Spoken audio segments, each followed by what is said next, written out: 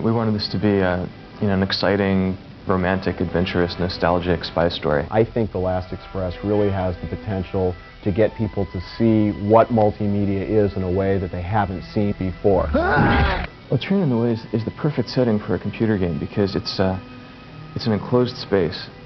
It's something that you can represent the 7 cars of the train, with great detail. And within that closed space, you can give the player great freedom to maneuver. If you want to see the way the Orient Express was at the height of its period, when it got its name as being the cultural icon that it is, you can look at our game and say, this is a pretty good guess. It's a really intriguing storyline that lends itself to being romantic and mysterious and moody and beautiful. What we had to do is rethink the way you would make a game, because suddenly the scale is so much larger.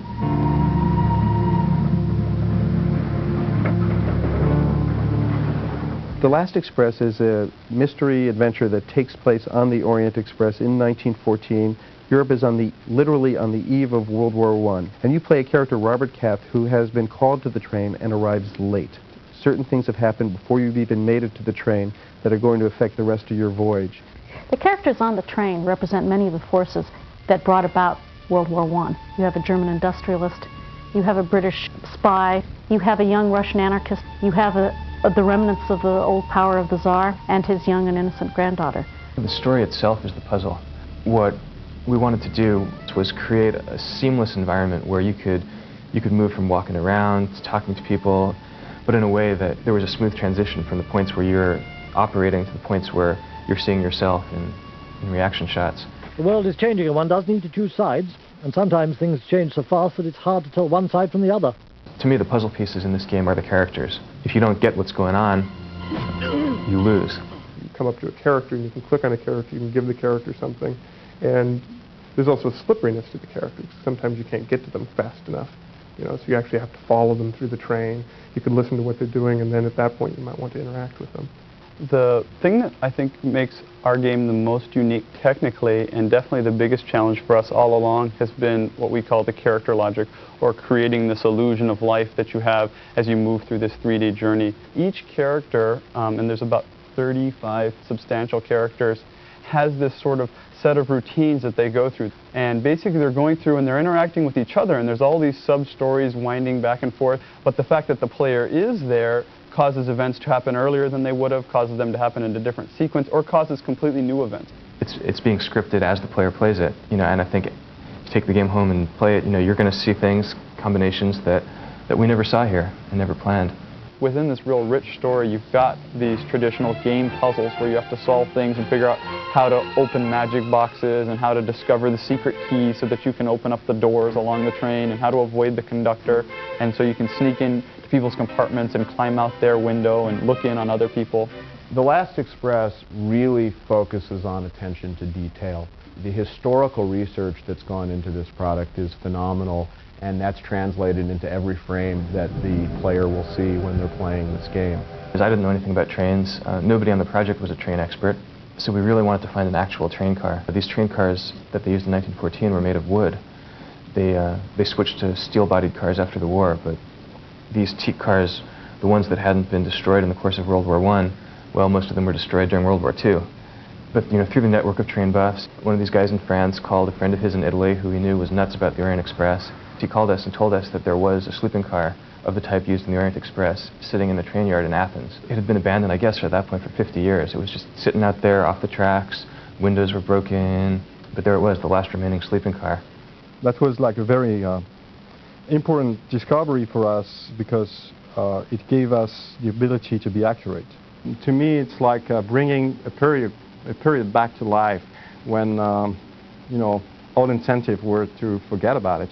Based on the state-of-the-art of 3D modeling in 1993 when we started, there was no way that I could have imagined or anticipated that Donald could create a model that was so rich, so beautiful, and so detailed. With this particular model, we had thousands of angles, so basically I had to create the whole thing down to the level of detail of the screw. If we could actually recreate the environment accurately and say, look, this was the Orient Express, we'd have at least made some sort of artistic statement. Part of the inspiration was the Art Nouveau style that was in vogue in 1914. If you look at the paintings of Toulouse-Lautrec, Alphonse Mucha, and much of the poster art of the time, this was really the forerunner of the modern comic book. The Art Nouveau style lended itself really well to this game for several reasons. First of all, it's pretty much a line artwork. It's very flat. It's of the time. That's the great thing about it. I mean, this is the look of the historical period that we're shooting. One of the benefits of using this animated style character is that I think people are drawn in the story more easily than if they were watching digital video. I think there's a tendency when you watch digital video actors to focus on the performance of the actors and the story gets lost. By watching these animated characters, people are more into the story, into the interactions between the characters, and you're actually more into this world. We knew that we could shoot live action people, scan them into the computer, but then how to get the computer to turn the photographs into line art. That entails taking that footage, converting it to black and white ink drawings, basically. Then the artists go back and fill in color into these ink drawings and grab the faces of the characters, which is why it's called grab face. You know, we cast actors that we thought would look good when they were turned into cartoons, which is a conscious selection of physical types. You know, we looked for people with strong features, features that, you know, when they were made up and turned into cartoons, you could spot them coming down the corridor a mile away. The technical challenges behind that were enormous because, you know, instead of just filming a character from one angle, you have to film that character from 7 or 8 angles. For instance, if you walk into the restaurant car, you can see somebody sitting at a table, you know, eating or talking to somebody, and if you suddenly go to the other side of it, you'll see the other view of them. Most important thing in terms of getting the characters to actually look like they're in the train, to look like they're in the space, is to have the camera angles match.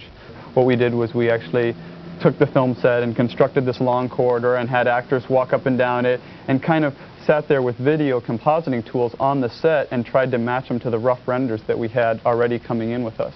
When a character is walking towards you and meets your eyes for a moment in the corridor, you can believe, wow, he really looked at me. It's one thing to imagine all the elements in isolation, and it's quite another thing to see them all working together. And to see the timing and the editing and the dramatics and the soundtrack and the music build up, that to me is the most exciting thing. And then to see the special effects. You'll see a train blowing up as it crosses the bridge, a bridge collapsing behind the train. Bringing sort of Hollywood techniques into play, we were able to get an effect that I think is really great for the player. You've got crowd scenes, you've got a dog, you've got children, fights, stunts, people climbing on top of trains, people jumping off of trains. The way the characters go around and talk to each other, all this is accurate. Are you reading about Madame Caillot? I don't believe we've been introduced. The environment is very seamless and integrated, but it's all done within the context of the game and within the story, so you really believe you are there. And history is the true drama in which we're living. To the extent that you can recreate a world and bring people into it, you bring history alive in a really stunning, vivid, intense way. People play it as a game, but they also learn at the same time about a world that's vanished now and that we should remember. What you're seeing on the screen is something that's alive inside the computer. Hopefully as the player gets deeper into the story and learns, you know, what's going on and what all these characters are about, I hope that you'll develop an emotional response that's a little deeper and more complex than a simple question of good guys and bad guys. We tried to be very true to the spirit, not only of the train, but of the period and of things that were happening in Europe in different spheres at the time.